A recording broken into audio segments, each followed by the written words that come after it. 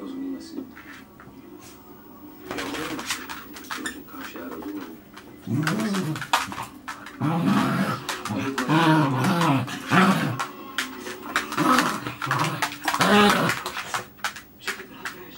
Možná šlo o zabití.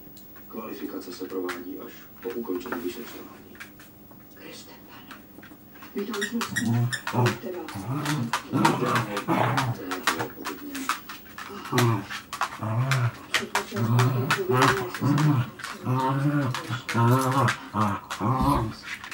Děkuji. Paní Sendlová, kde jste byli v tu středu? Byli jsme s Moskvou. Kde? Na Křivoklatě. Jste se asi vrátili. Mohlo být chlapý spíš. Že jste potřebovali nějaký cestovní doklad.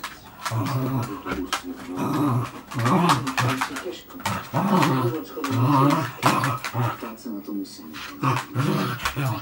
Našel jste si v době, že by se kolem Peška vidělo něco nezvyklého.